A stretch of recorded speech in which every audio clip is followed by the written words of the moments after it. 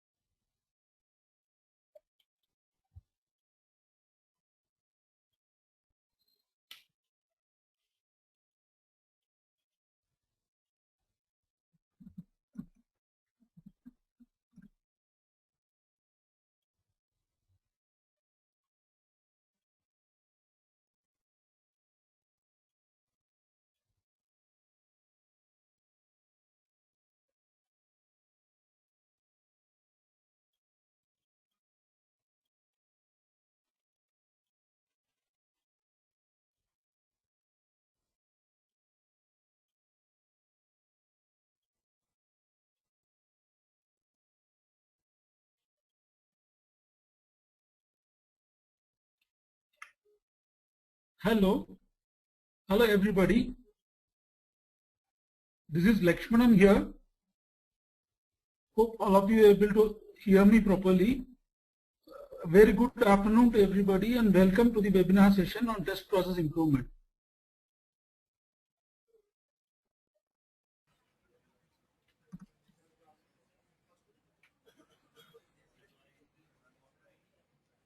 So what we will be essentially doing now is I'll be taking an overview of the TPI model and the model architecture and the key areas and practices and the TPI assessment methodology. So in the interest of time, what I am going to do is I'll be covering the overview, model architecture and assessment methodologies very quickly, say in about 10 minutes. And then we will go to the actual key areas and practices which will be of more use to you in a practical manner and in day-to-day life. So we have seen models which focus on the whole software process, say for example like CMMI, but there are also models which focus only on the software testing process. So as you see on your screen, there are four popular models, and the one which we are going to talk about today is the test process improvement model. So before we get into the model, let us see the formal definition of test process improvement. It's a continuous improvement of the quality and the efficiency of the testing process in the context of total software process. So let us see what each point means here. So we are talking about the cost, effort, throughput, time, and uncovering early defects. We are also talking about the insight, coverage, product quality, control, and predictability. And we are also talking about testability, requirements, and project planning. So we will get into some of these new terms when we actually get into the process areas. So the test process improvement model, as defined by its authors Kuhlman and Paul, it optimizes the quality, cost, and lead time of the test process in relation to the total information services. So basically, as any other model promises, even the TPI says that it's going to reduce or optimize the quality and cost and the lead time of the testing process. And we are going to see in detail how exactly it does this. So when somebody wants to deploy a TPI in his or her organization, these are the 4 steps which he can take. So first, initially, somebody has to determine the target and the area of consideration. Then somebody has to evaluate the as-is or current situation, and the one has to determine the required situation, that is at which level of TPI do I want to be, and one has to implement the changes as proposed by TPI to achieve the required level. So let us see the architecture of the model, how it is organized.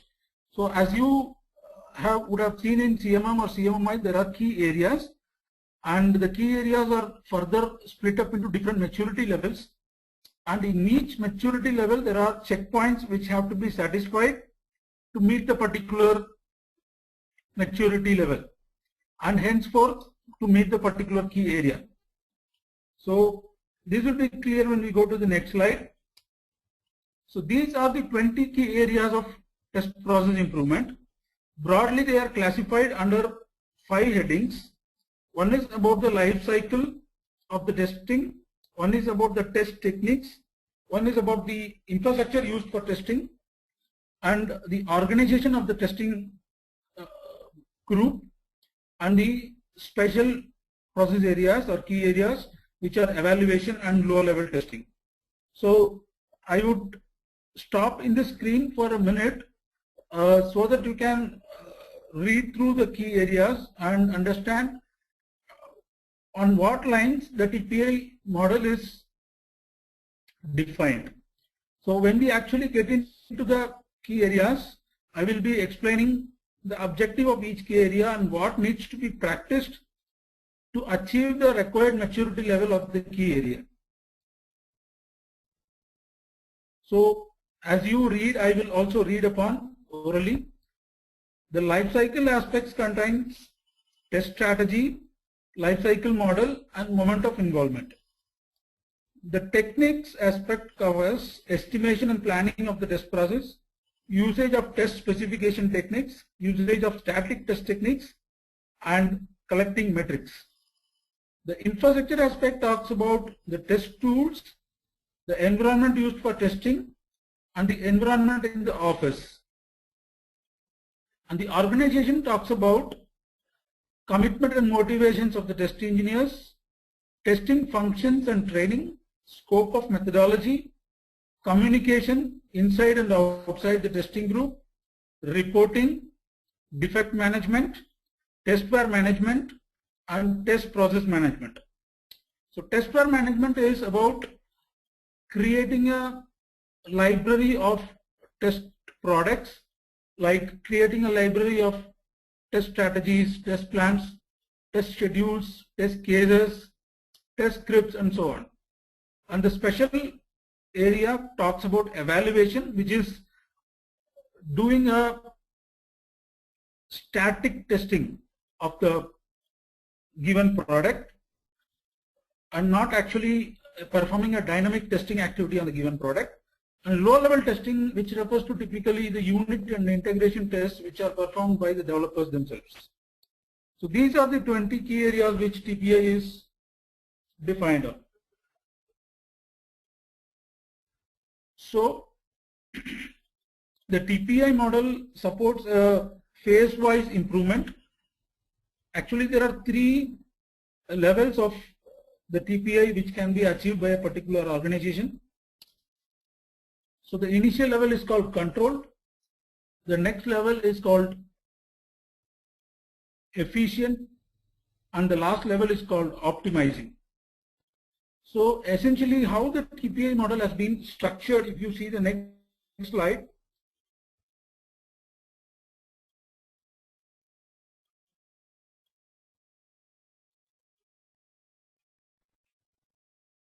So this is the maturity matrix which is prescribed by the model.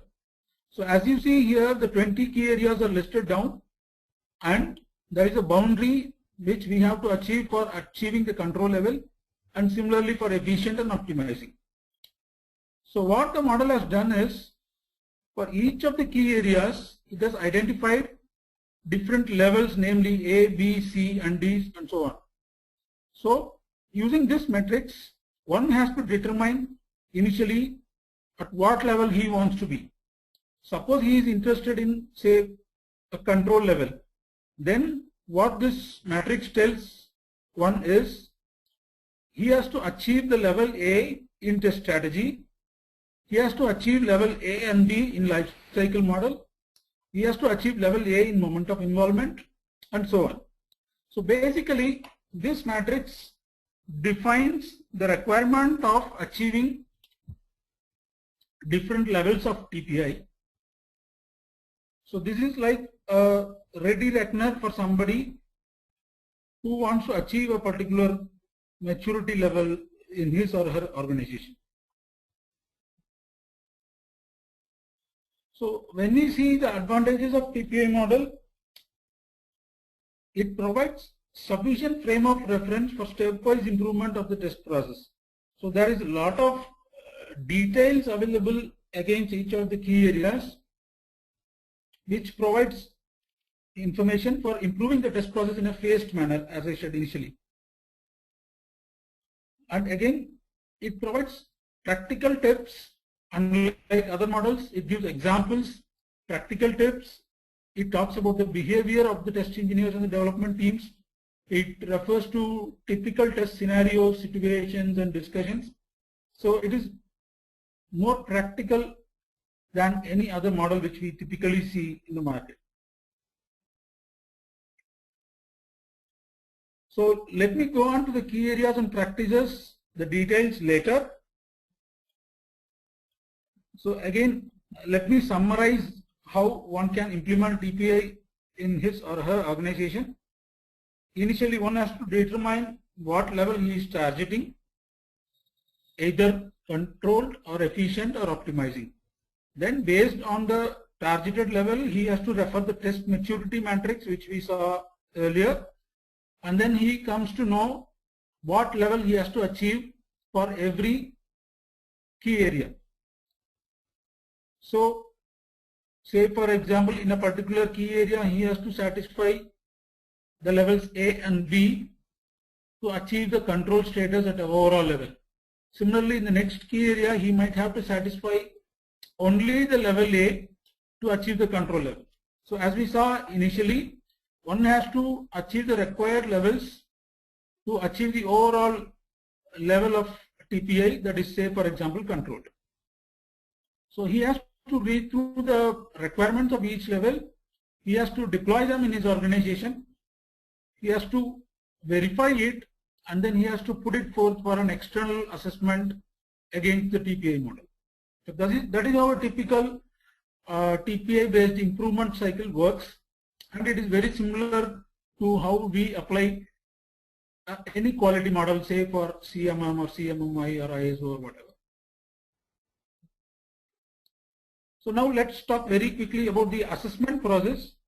Basically, the questions asked during the assessment process are based on the key areas description, and based on the questions, the assessment team will take decisions about the key areas based on the responses received from the testing organization, and then the results of each of the key areas will be collated to finally achieve at the assessment result. So the final assessment result will look something like this. So you can see, say for example, in the test strategy, the particular organization has achieved level A, and in the key area number 2, that is lifecycle model, it has achieved level B, and so on. So basically, after looking at the actual scores against each of the key areas, one can determine at what level of TPI overall he is. It could be either controlled, efficient, or optimizing. So this is a screenshot of a sample key area, that is a test strategy, that is the first key area. And you can also look at the checkpoints, that is 1A1 and 1A2. These are the checkpoints prescribed by the TPI model. And you can also look at the typical questions which are put forth by the assessment team to assess whether the organization is satisfying the particular checkpoint. And this is a sample scoring sheet where you can see the ratings, that is marked by X, which means the particular level has been satisfied. And there are similar other notations for being not satisfied or not applicable or partially satisfied. So this is how the scoring looks like. It may be either X or Y or blank. This is a sample of a scoring sheet of a particular organization.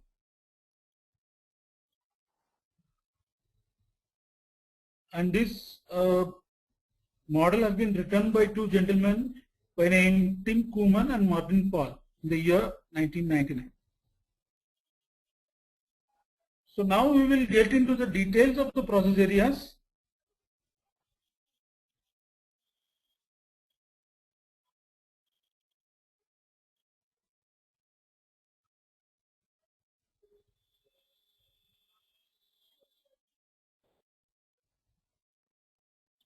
So let's start with the first process area. Before I get into the process area, let me once again talk about the structure of each process area or the key area. So basically there are different levels, as you can see here: level A, level B, level C, and level D. And under each level there are a list of checkpoints. So if I am targeting level A of the test strategy key area, I am supposed to satisfy the first 4 checkpoints which I am highlighting now. So this is how the key areas are structured.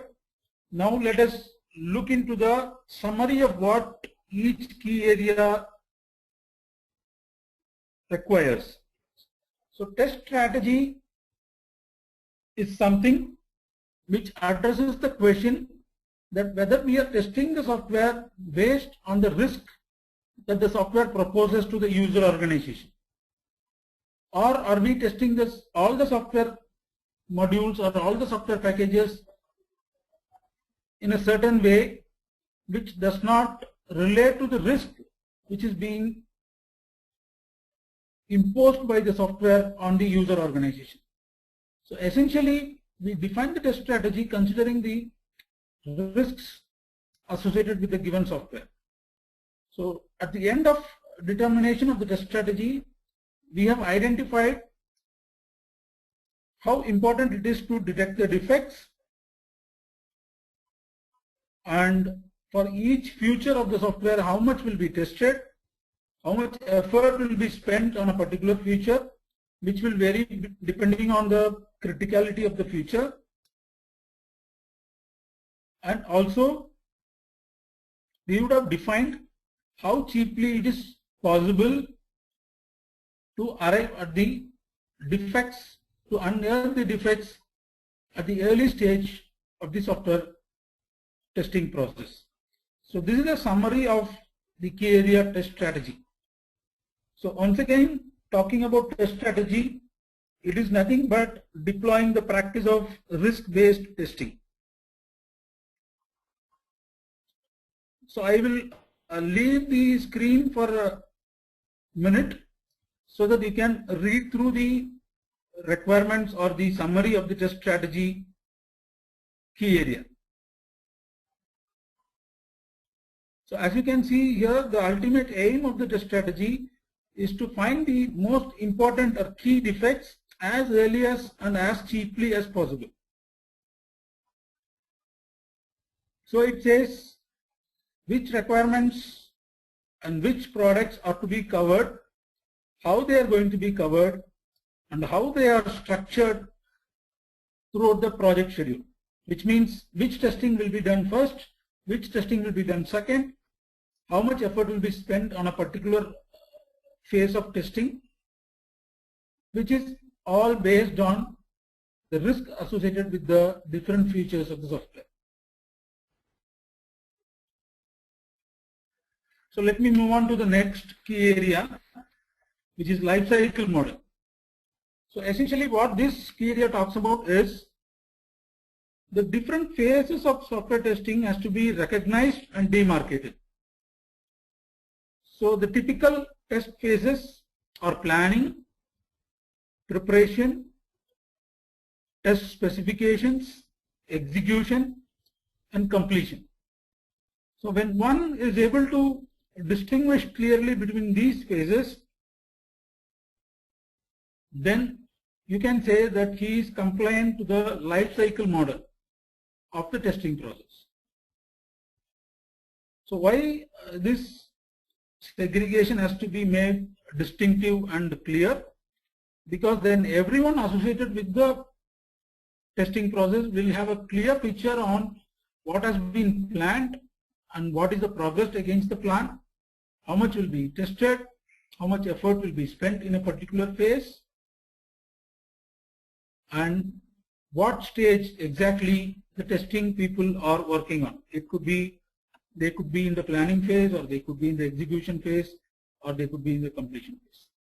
So basically this adds to the visibility of the software testing process to the stakeholders outside the testing process, as well as it makes the job of the software test manager to plan and control the testing process in a structured manner. So now I'm going to the next key area, which is moment of involvement. So moment of involvement, essentially it says that the test team has to get involved into the software development lifecycle as early as possible. And the intention of getting involved early is that testing activities can be well estimated, well planned, and well prepared. And also the influence of the test team or the advice of the test team is taken into consideration even during the software development lifecycle phases, say for example the planning phase or the design phase or the development phase. So ultimately if you see, for example, the testing organization is getting involved in the requirements phase of the development lifecycle, then the testing organization verifies whether the requirements are testable, and if not, it provides the advice to the development team as early as possible so that the development team does not get into the job of any rework in any of its phases. So ultimately, the moment of involvement prescribed is as early as possible in the software development lifecycle, and the overall objective of prescribing such a moment of involvement is to optimize the entire software development lifecycle process and not only the software testing process. So many of the key areas in TPI model have been designed taking into consideration the objective of optimizing the entire software development lifecycle and not just software testing. So then I move on to the next key area, which is estimation and planning. So here it prescribes that the test activities have to be estimated with respect to the effort that it is going to consume, and a plan has to be prepared for testing. The plan typically contains the schedule part and the resources part. Now, what is important is estimating the required number of resources as accurately as possible. So this can be achieved by a structured way of test estimation. By structured way, we could say that the test estimation has to be based on past data, and there should be a common unit of size of testing, which could be, say, for example, the number of test cases or the number of lines of code tested. And using the same size measure, when a new project is estimated based on the past data, the accuracy of estimation increases. Hence, the accuracy of planning increases, and hence one does not experience any surprise during the entire life cycle, and the resources which are deployed in the testing activities are as close to the ones which are ideally required. It's neither more nor less.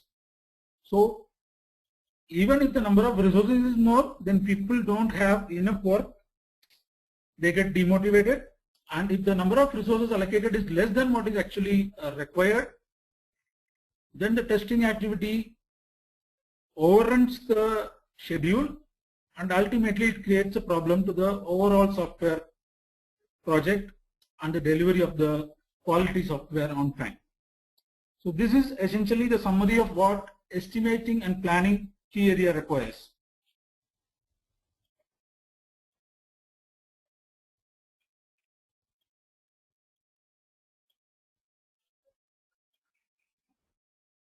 Now coming to the next key area, which is test specifications. Test specifications are nothing but test cases, which is the term that we use frequently. So what is being advised in this process area is the test specifications have to be developed by using formal test specification techniques. Say, for example, techniques like boundary value analysis or equivalence partitioning and so on. Why is it that the test specification techniques have to be used? The answer is simple. If a particular requirement or a test basis is given to two different testers, normally they would come up with two different set of test cases. It is based on the individual's experience, expertise, and domain knowledge. However, when one team uses a test specification technique, then the number of test cases and the description of the test cases remains the same, even if 2 or 3 different testers are asked to derive the test cases using test specification techniques. So this is essentially the core requirement of the test specification key area. If we have to summarize that, it says the test cases derivation or the test specifications derivation has to be based on formal techniques to ensure the predictability and uniformity of the test specification process. The next key area is about static test techniques. Static test technique actually means testing the software without actually executing it. So in this method, different ways and methods are used to determine the quality of the methods, techniques used for software development. So if I am a test engineer, I am going to apply static test techniques to evaluate a particular software. I will not actually run the software and execute my test cases. Rather, I will look into the design, look into the implementation, look into the requirements, look into the integration, and I will comment about different methods, techniques used to implement different functionalities. So essentially, I will be able to find out the defects much earlier in the life cycle, and the cost of finding defects is very less because here we don't actually run the test cases, so a test environment is not required, test cases are not required, no effort is required to execute the test cases. So all this effort and time gets saved by applying static test techniques. The next key area is about metrics. People who are exposed to metrics in the software development lifecycle might know the importance of metrics. Here it is suggested that metrics have to be defined and reported with respect to the software testing process. So typically the software testing metrics would talk about the progress of software testing and the status of the quality of the software product. Say for example, one of the metric might say that software testing is taking more effort than what was actually estimated. Software testing is getting delayed by so many days. Or it would quantify the quality of the product. It would say that we have identified 500 defects in a code size of 1 lakh. Or it would say that we have completed 10% of the total testing and we have identified 200 defects. So essentially these metrics relate to the quality of the product being tested. So the next key area is about test automation. So many of the testing professionals will be excited and interested about test automation. From a model perspective, the TPI model recommends the use of test automation for the reason that there can be a good improvement in terms of the effort required for testing. Also, it can reduce the monotony of the test cases execution activity. The testers are not being made to execute the same test cases again and again and again. And also the execution of tests becomes free of errors because there is no manual intervention involved in the execution of test cases. So these are the typical advantages of deploying test automation. So the TPI model acknowledges that the tools used for test automation provide a definite advantage, and hence it recommends the test organization to explore the possibility of automation and deploy automation wherever possible. However, if you get into the details of the checkpoints of this test automation key area, there will be some interesting inputs like how to decide whether to go for test automation or not, when to go for test automation, what should be the criteria for identifying and concluding on the test automation tools to be used, how much of test has to be automated, how to calculate the ROI of the test automation, and so on. So it will be a good read if you could get into the checkpoints of test automation. I would do that in the end if time permits me. The next key is test environment. Test environment means the setup which is used to execute the test cases. The underlying principle recommended by TPI is that the test environment must be as close as possible to the actual environment in which the software will be deployed or used. So typically, test environment includes the hardware used, software used, and the means of communication between hardware and software and different software packages, and the facilities for building and executing test files, and the procedures used for testing. So these are the typical elements of a test environment. So the model recommends that the test environment has to be as close as possible to the live environment.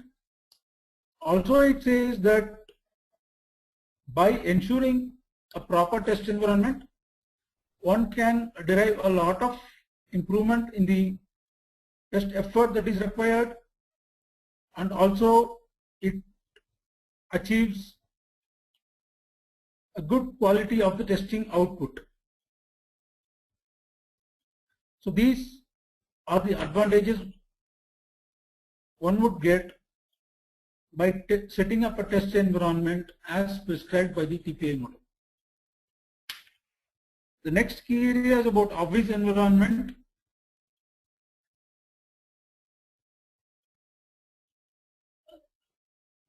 Office environment means the availability of various resources like a computer, sufficient lighting in the office, a table, a chair, and so on and so forth.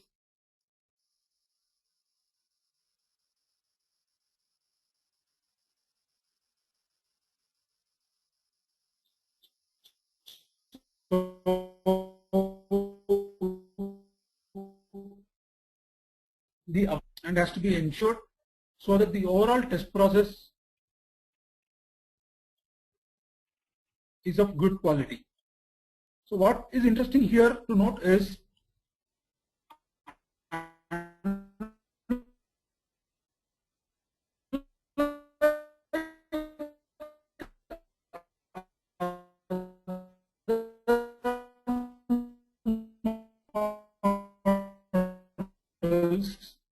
the TPI, low table, availability of a chair, the temperature maintained in the office, and all those things. So typically, if you had looked at the other process improvement models, as I had mentioned earlier, the TPI model gets into day-to-day activities. So this is one fine example of how TPI model talks about even the lowest level of activities or the tiniest level of activities which are typically considered not important among the testing community as well as the development community. So then we move on to the next key area, which is commitment and motivation.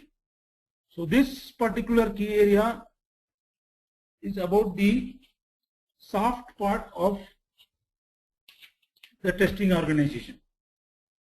As the name suggests, this key area recommends that the testing organization has to be committed and motivated to perform the required tests. So the motivation comes from the culture that exists in the overall organization. Some organizations consider testing as an unnecessary activity and overhead, while mature organizations consider testing as an important activity and one which helps to achieve the overall success in the software development process. When such a mature environment exists, the testing staff are committed and motivated to achieve their objectives. So the model here relates these soft aspects to the overall quality of the testing process. It says that one has to take care of these soft aspects also, since it has a direct impact on the overall quality of the testing process. By saying overall quality of the testing process, I mean the cost, effort, time spent on software testing should be as low as possible, while the number of defects unearthed, the number of important defects unearthed should be as high as possible. So essentially, these two soft aspects are related to the overall quality of the software testing process.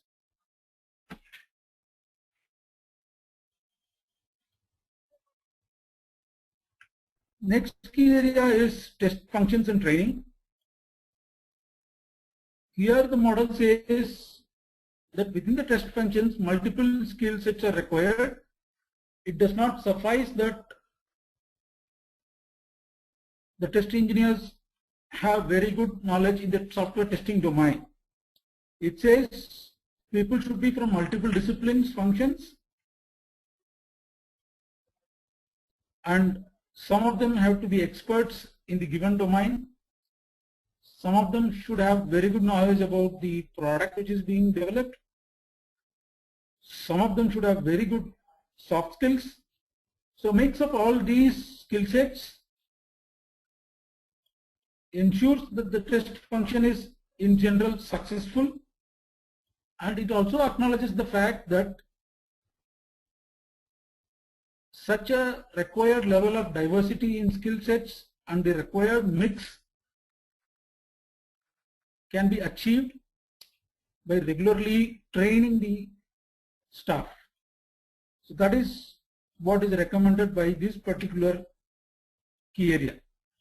In summary, it specifies the diverse requirements of skill sets within the test organization, and it says the training needs have to be identified based on the required skill sets, and the training has to be imparted. The next key area is scope of methodology. By the word methodology, we mean the activities, procedures, and techniques used for performing software testing. So the model says that the methodology used should neither be too generic nor be too specific to the given project. When the methodology is very generic, it so happens that every time it has to be tailored, and a lot of effort has to be put down in tailoring the generic methodology to suit a given project. And this effort has to be spent for each and every new project. While it recommends that the software testing methodology has to be specific, it mentions that an optimal level of genericness and specificness has to be ensured so that it is neither generic nor too specific. When the software methodology, testing methodology is too specific, it becomes unusable for a new project, or in fact for any of the new projects which the organization executes in the future. So to ensure basically that the test methodology is reusable to a certain extent, it says that it has to neither be too generic nor be too specific.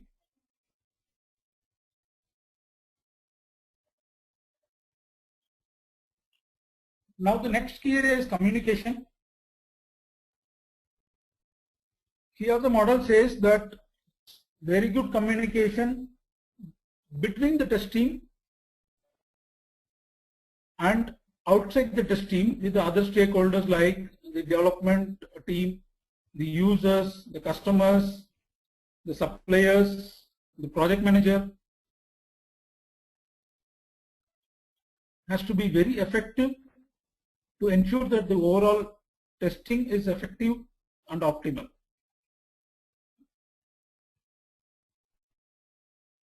So it says that by using effective testing communication framework, the overall quality of the test process can be improved, which again means that the effort, time and cost spent on testing is as low as possible and the quality of the testing is as high as possible. It also says that different modes of communication has to be used depending on the given scenario. So in some cases, the communication method and the communication mode used within the test team might be different, and the communication mode and the method used between the test team and the other stakeholders is different. So one cannot take it for granted that the same communication method and mode will be optimal for both internal and external communications. That is in essence the requirement of the communication key area.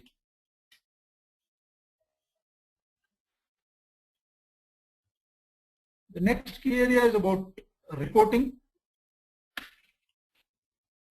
Here the model says that test reporting is extremely important, and it is so important that it is even more a critical activity than actual testing itself or actually finding out the defects. So the test reporting is considered very important because it means a lot for the development team, the project manager, the customer, the users, the suppliers and other stakeholders. It talks a lot about the quality of the product. So the reporting has to be very crisp, effective and communicate what the test team wants to communicate in a very simple manner. Also, it should ensure that the test results are interpreted in a similar fashion by all stakeholders, and hence there should not be any room for misinterpretation. And it also recommends periodic reporting of the test results, because just by communicating at the end of the project, it becomes too late for the development team to act upon it, and hence ultimately the project gets delayed. So as I was saying earlier, even here the model you can see is placing emphasis on improving the overall software development lifecycle beyond the software testing lifecycle, and ensures the success of the overall software development project, not just testing. The next key area is defect management. The model says that the defect management practice, though may not be fully performed by the testing team, the defect management practice has to be transparent, effective, structured and optimal. So using the defect management practices, the model says the test team can get an idea of the quality of the product by analyzing the trends which can be generated out of the defect management system. So such an analysis and a conclusion can be drawn only if the project follows a structured and transparent defect management system. Say for example, some of you might have heard about data on demand. or defining the report which I want. So some project manager might want the defect management data in a particular fashion. Say for example, he wants the data to reflect the criticality of the defects found. Somebody else might be interested in the defects found with respect to various features and so on and so forth. So basically the defect management key area recommends that the reporting mechanism should be so flexible, and it can be flexible only if the defect management system itself is disciplined, structured and in order. Moving on to test wear management. First let me address what test wear is all about. Test wear mentions the intermediate and final products of the testing team. So what are these products typically? It is the test plan, the test specification, the test schedule, the test cases, the test results, the test reports, the test scripts, and so on. So the model recommends that these test van have to be archived for future use, and this test van has to be managed effectively so that the organization gets the benefit, complete benefit of reusing the test effort that has been spent in the previous project. So the typical myth I have seen among the testing community is that test wear refers only to the test scripts or maximum up to the level of test cases. But the reality is test wear means all the deliverables of the testing team, which I had listed earlier. So each of this deliverable has a potential possibility of being reused in future products, and hence the effort spent on future projects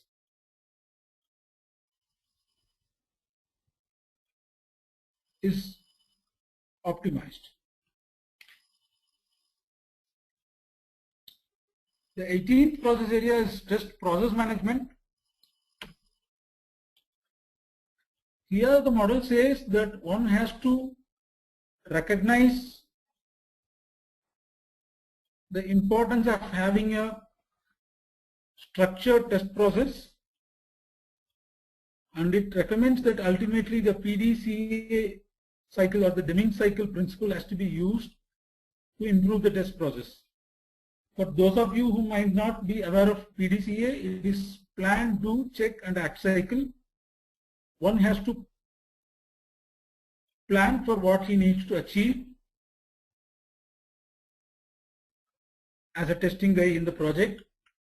Then he has to implement his plan or deploy his plan. Say for example, he has to execute the test cases or he has to run the test scripts and so on. Then checking. Then he has to see whether he is able to achieve the required results using the actions that he has planned. And in case if he has not been able to achieve the required results, then he has to relook at his plans and objectives, which is typically covered by the act phase. So the model prescribes the use of PDCA philosophy for the software testing process. So this in essence what means is the organization should recognize and appreciate the importance of test process and hence test process management.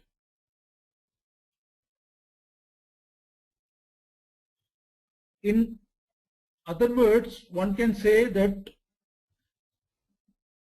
like the software development process is recognized and various models are being applied to improve the development process, The software testing process should also be recognized, and the respective models, say for example TPI or TMMI or whatever, have to be applied to continuously improve the test process.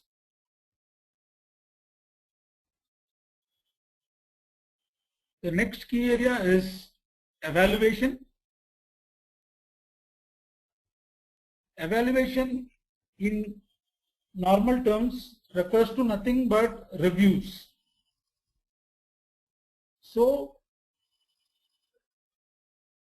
the model prescribes that evaluation is far cheaper method than testing, because it is able to uncover the defects very early in the life cycle, and it consumes very less effort and cost when compared to the software testing activity.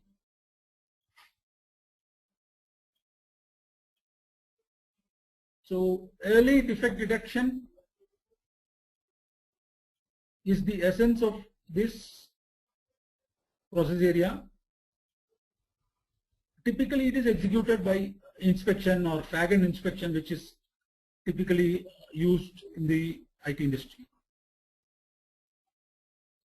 So this fag and inspection or evaluation has to be performed on all possible software development products, starting from the requirements, design, the software, and so on. The last process area is about low-level testing. Essentially, for a normal person, low-level testing refers to unit testing and integration testing. Typically, these low-level tests are performed by the developers themselves. So what the model says is, since it is being performed by the developers itself, the cost of uncovering the defects or the effort required to uncover the defects is dramatically less when compared to the cost or effort which has to be spent in the software testing phase. Also, it says that overall communication and coordination effort comes down dramatically, because in this case the person who is injecting the error is same as the person who is uncovering the error. So you can imagine the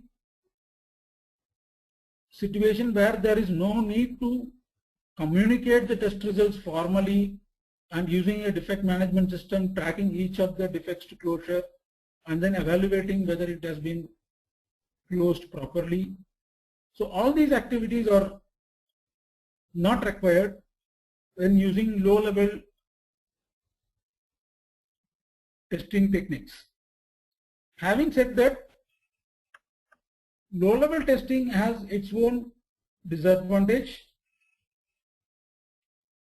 Just because the person who is performing the testing is the same as the person who has developed the software, so the intention of the person is always to prove that the software works fine, whereas the typical intention of a testing person has always to be to break the software and prove that the software does not work fine.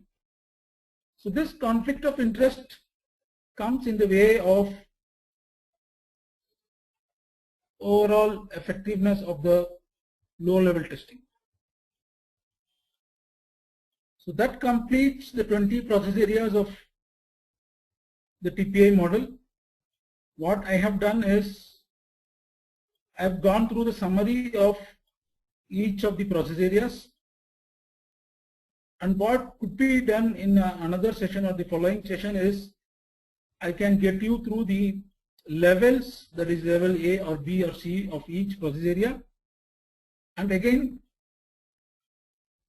we can get into the detailed possible study which is at the level of checkpoints. So each process area or key area has multiple levels and each level has multiple checkpoints. So the next level of study could be done at the level of checkpoints, and the level of say A, B and C and D. So given an opportunity, I would love to do that, and with this I invite questions from the audience. So before I invite questions, let me summarize what we have discussed in today's webinar. I will go to the content slide. Initially, we have seen the overview of the TPI model, and we understood what is the test maturity matrix and how the model architecture is demonstrated using the maturity matrix. Then we saw how one can typically deploy TPI model in his organization, what are the various steps associated with this. And then we talked about the typical assessment methodology used, and also we say that there are 3 levels in TPI: controlled, efficient and optimizing, and how each one can be achieved. Then we got into the key areas and we saw the summary or the requirements of the key area at the topmost level. So this is what we have discussed today. Thank you all for listening and encouraging me, and any questions are welcome. Thank you everybody.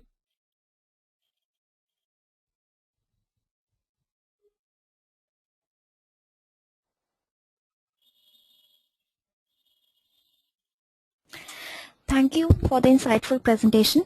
Let's quickly take up the questions now. Please read out the questions and their answers so that all our users may listen to the commentable insights.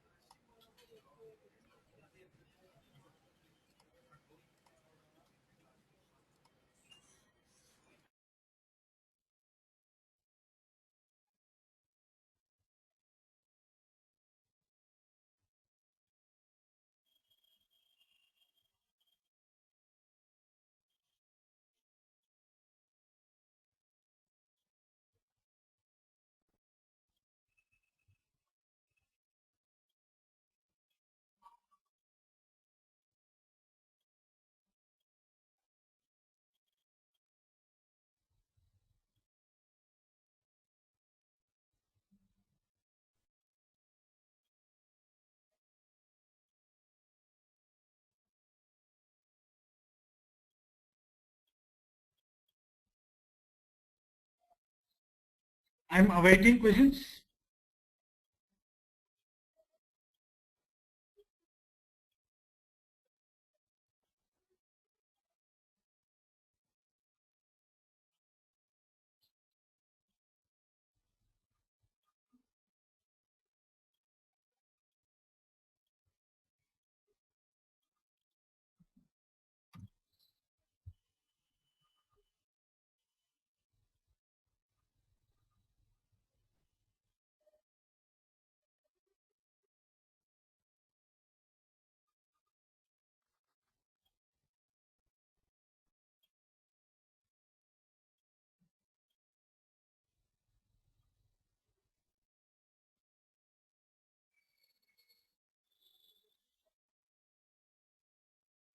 Hello? Hello. Mr. Lakshman, please answer the questions I'm assigning to you.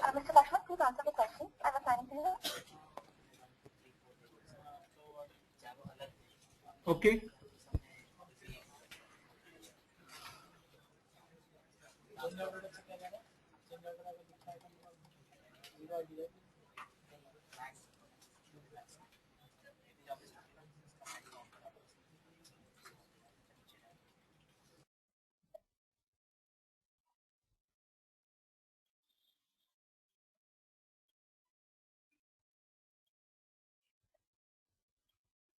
I'm not able to see the question screen properly. What should I do? Just below the chat, There's a questions pane.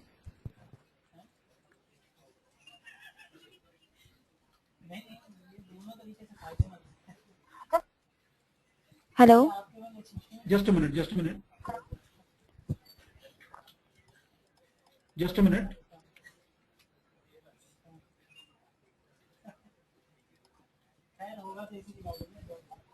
The first question as I see is by Mr. Vishwa.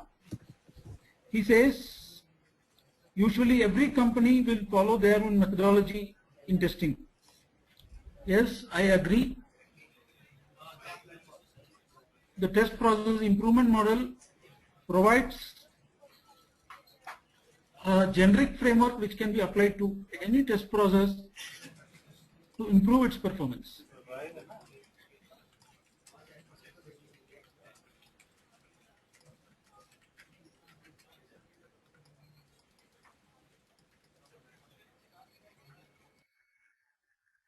The next question I see from Pankaj. TPA is something that will be implemented by a SQA and not a manual or automation tester. This is a very wrong understanding of what a process model actually means. So any process model, leave alone TPI, take CMMI or ISO or whatever. It is the practitioners who implement the model, and the SQA is the one who supports and facilitates the entire process. He is providing knowledge and support to the testing with respect to the model's requirements, and he also assesses the deployment of the test process improvement model. So the entire success of deployment rests with the practitioners who day in and day out need to follow the practices recommended by the TPA model. The next question I see from Mr. B.R. Reddy. What is the difference between process metrics and product metrics? Process metrics means metrics which talks about the testing activity. Say, for example, the schedule variance of the testing process or the effort variance of the testing process, how much of rework has been done in the testing process, and so on. Whereas product metrics talk about the quality of the software being tested. Say, for example, it says there are 200 defects which have been unearthed so far in the product. Or say, for example, 10% of the defects found are on a particular feature. So metrics like this, which talks about or throws light on the quality of the software being tested, they are called as product metrics.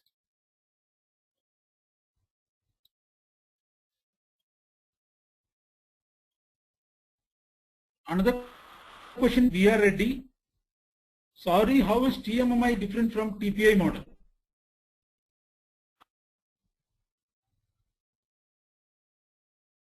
TPI and TMMI, as we know, are two different models.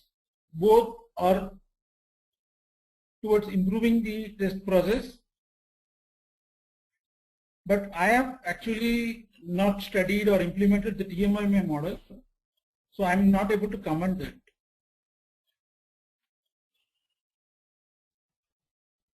Next question from Pankaj.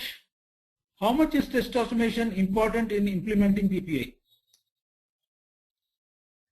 As we have seen, test automation is one of the key areas. However, it is not the end of test process improvement. So as I had explained earlier, the model encourages use of test automation. However, it recommends certain process-oriented practices which have to be used before deciding on what tool to use, what not to use, how much of test should be automated, how much of money can be used to buy test automation tools, and so on. So to answer your question, test automation is recommended by TPI. However, the model gives very good checkpoints before one proceeds with test automation. It recommends different ways of analyzing the test automation effort and certain prerequisites which have to be completed before one jumps into test automation. Or in other words, it recommends a structured and systematic approach towards evaluating test automation before actually implementing it. Question from Krish Kumar: what would be the best test approach for already developed testing products testing? If I understand this question correctly, you are asking what is the best test approach for the products, software products that have been already developed. So one thing to note here is the testing team is left out with very little options because the development has already been completed. So things like moment of involvement, static testing, or using evaluation method, so these things become irrelevant in such a scenario. Otherwise, the other key areas are applicable and will definitely give benefits even when applied to a software product which has already been built. Another question from Geeta: how static testing is done? As I had told earlier, static testing is simply one which is done without executing the software.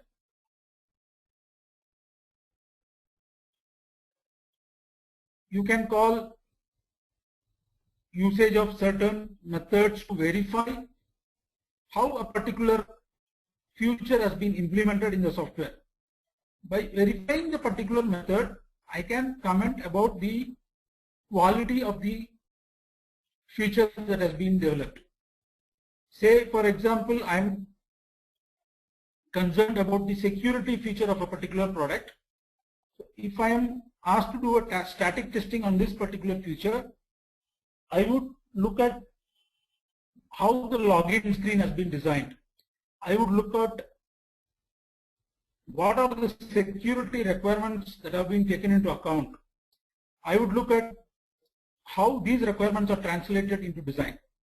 So by looking all these things, I would be able to comment on the quality of the security feature.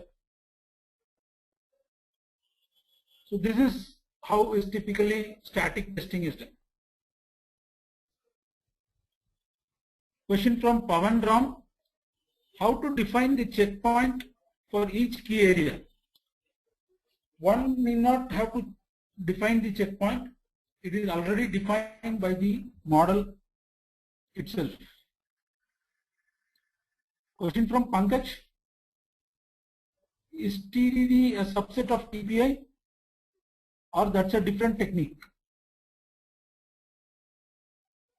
TPI is a process improvement model, whereas TDD, as I understand, is test-driven development, which is a technique that is deployed during software development. So the difference between TDD and TPI is the difference between a technique and a process improvement model or a quality model. So quality model covers various aspects of software testing as we have seen during the session, whereas TDD talks about or prescribes that the development has to consider testability into consideration while developing the software.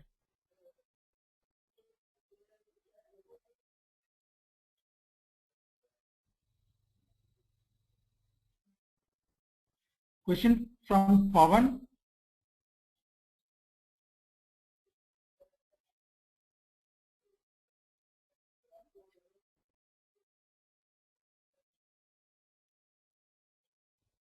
I'm only seeing the sentence which says and determine for each level. I'm not able to recognize the question. I'm moving to the next question. What would be the best test approach for already developed testing products? I think I have already addressed this question. Question from Faraz Afshan. Difference between V model and Agile model. V model is a SDLC model, that is lifecycle model, used for software development, in which both the development and the testing activities start together. Each level of development is mapped to each level of testing activity which has to be performed along with the development lifecycle. Whereas Agile is about a phased approach, a quick approach to develop software which works in what is called as sprints. These sprints are nothing but short phases which develop a predefined set of features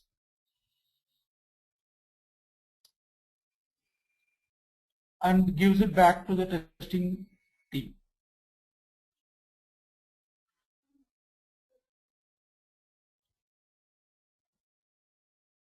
Next question from Anil K. Can we apply TPI in Agile model? Does it add any overhead for which QA team may not find time?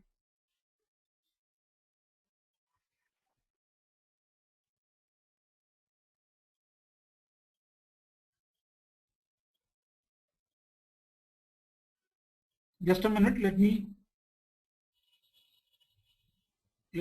get into the question once again.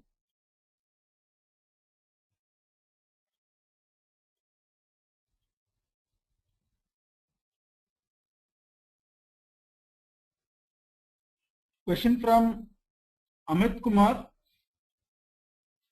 Do we prefer automation testing in risk-based testing?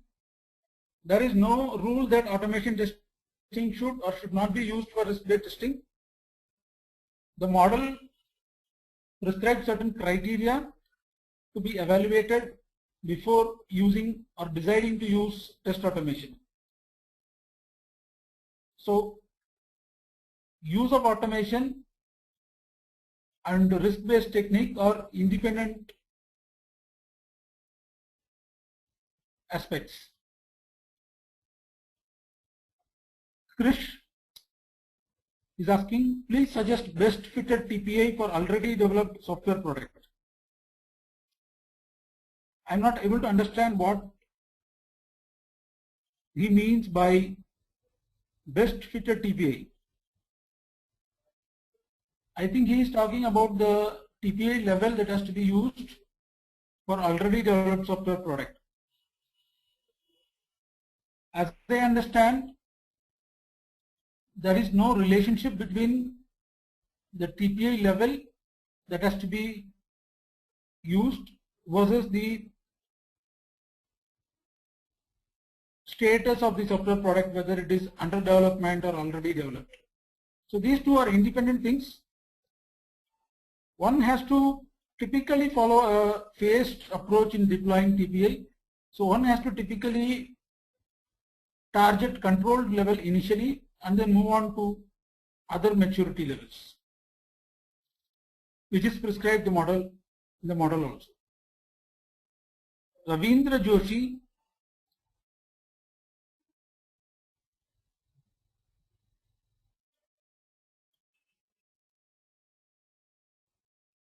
can external body does evaluation?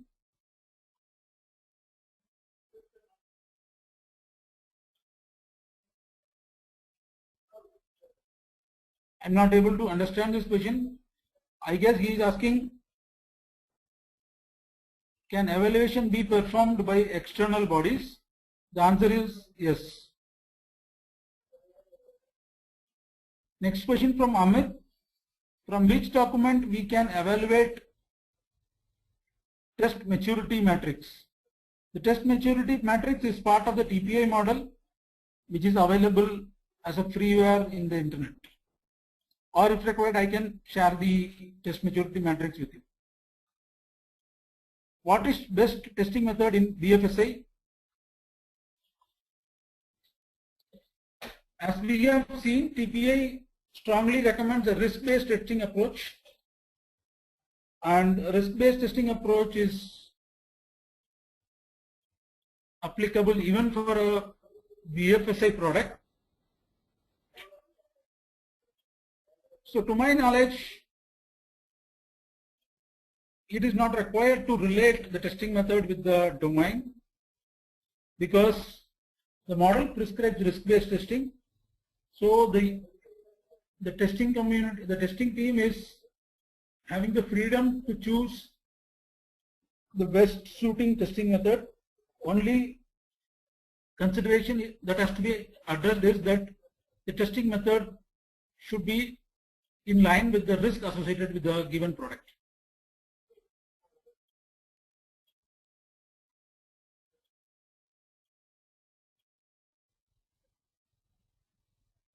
Next question from Amit. How TPI model related to DMMI? I guess I have answered this question already. Next question from Pavan Ram. Where can we get those definitions or template to implement this model? It is available in the internet. However, if required, I can share it with you.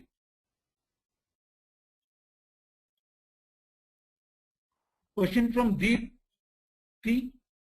You have mentioned that in key area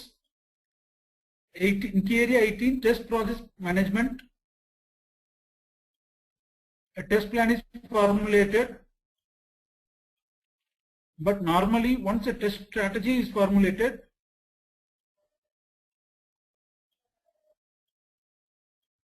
let me try to understand this question again. You have mentioned that in key area 18, test process management, a test plan is formulated.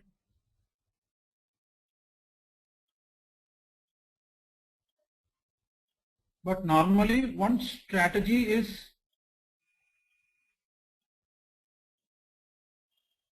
formulated, so I think the question is that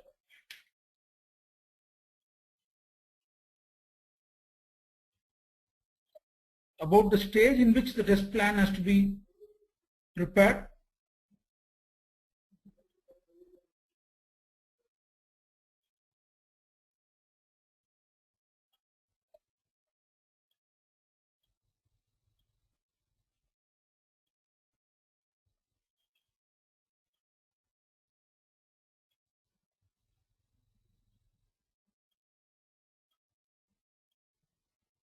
So the answer is,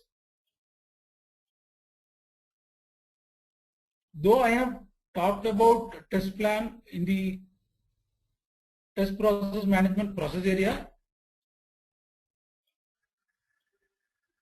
it is not that it appears in the last, because the key areas are not arranged in a serial order in which they have to be implemented, or not arranged in a fashion in which the life cycle moves. So even if it comes in process area number 18, it doesn't mean that it has to be done towards the end. So I agree with you that the test plan has to be prepared soon after the test strategy is made. Question from Rabindra. Can you give me a name of external organization doing TPA assessment?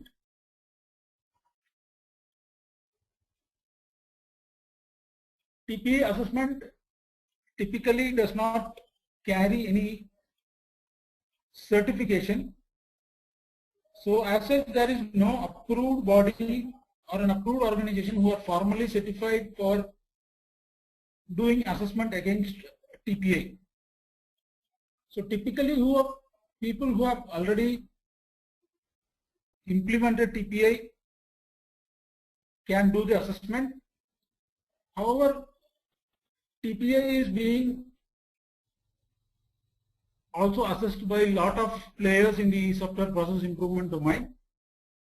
I know of a company called Maruti Quality Management Services in Bangalore who help you in deploying as well as assessing against TPI. Question from VR, what is the difference between process metrics and product metrics? I think this has been already answered. Question from VR, sorry, how TMI is different from TPI? This has already been answered.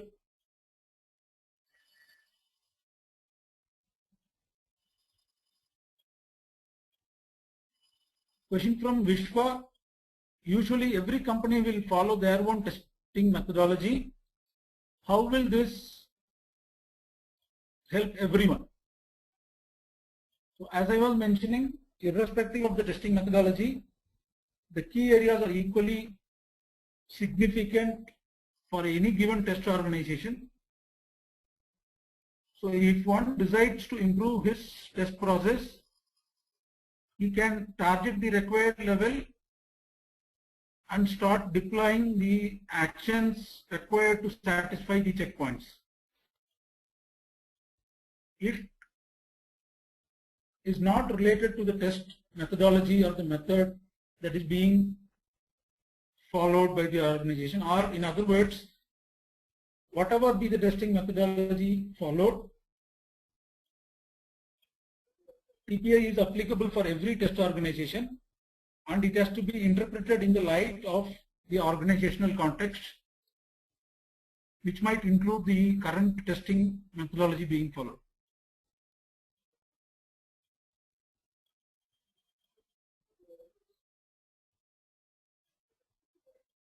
I think that brings me to the end of the questions.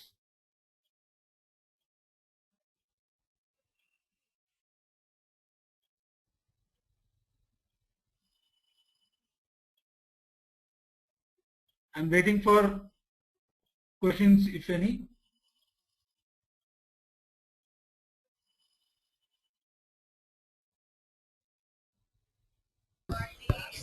Okay, so are you, hello?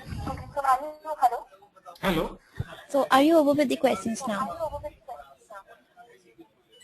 Sorry? So the questions are over now, no? Yeah, I'm not getting any new questions. Okay. So it was indeed a great session. I would also like to thank all our participants for their support in making this webinar a success. The recording of the webinar will be available on techgig.com by tomorrow. Thank you all. Just on an ending note, I'm displaying my contact details in the screen. Anybody interested in getting any material, or if there are any more queries, they can always contact me in this email ID and phone number.